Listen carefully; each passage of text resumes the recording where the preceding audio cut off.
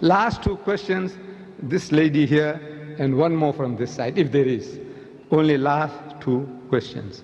You must appreciate that this is an old machine, 78-year-old, and I have come across, those time barriers, please, have a little mercy on me. Not I'm trying to run away, but this, after all, the body, there's a limit to what it can take. Last two questions, this lady here and one more. Thank you, my sister, please. I thank you that I have the privilege to be here tonight to listen to you. I haven't read the Quran. You've stimulated me. Perhaps I should read the Quran.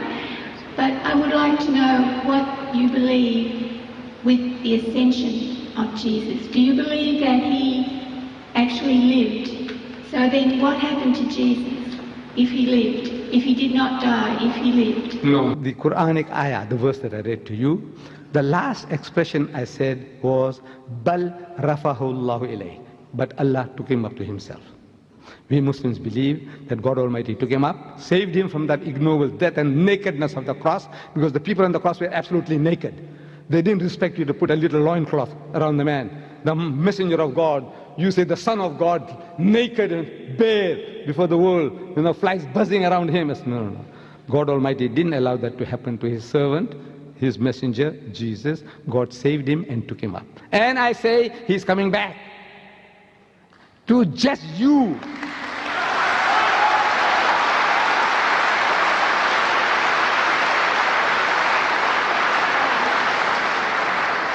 He is coming back. To do what? We Muslims, we believe and we claim that Islam is the culmination, the fulfillment of all of God's revelation to man. All true guidance, all guidance is given to us. We don't have to learn anything new from Jesus or Moses or Muhammad anymore. Whatever God wanted to give, he's given it to us. So what is Jesus coming to do? I says, no, he's coming along to rectify you.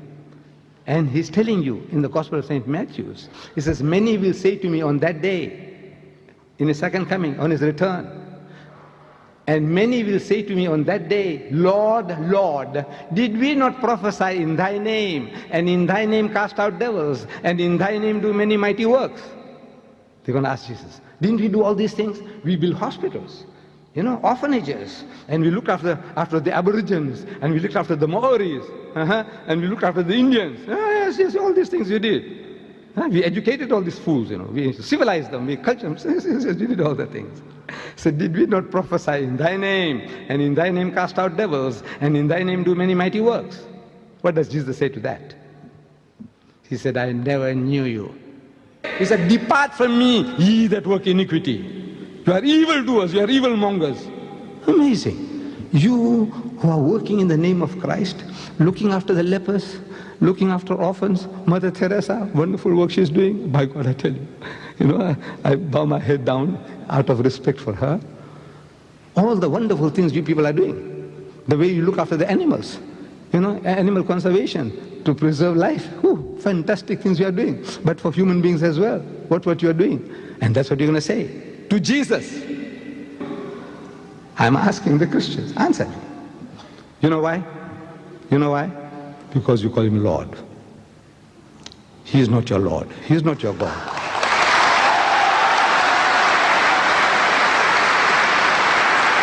That's the reason. That is the reason. He's telling you, come, I'll teach you how to pray, and pray like this, and he puts the words in your mouth. Like a little baby, like a little child, pray like this. Oh, our Father, which art in heaven, our Father, which art in heaven, including Judas, because Judas was in the group. He's the father of everybody, the sinner and the saint. He's the creator, Lord, cherisher, sustainer. Call him Father, okay. Oh, our Father, which art in heaven, hallowed be thy name, thy kingdom come, thy will be done on earth as it is in heaven. Where did he say the Father of Jesus Christ in heaven? Or Jesus Christ my Lord in heaven? Where? He said, this is how you pray. But you have forgotten that. You're worshipping him instead of worshipping the Father. Did you say, the lady, did you say you got the Quran? You have a Quran?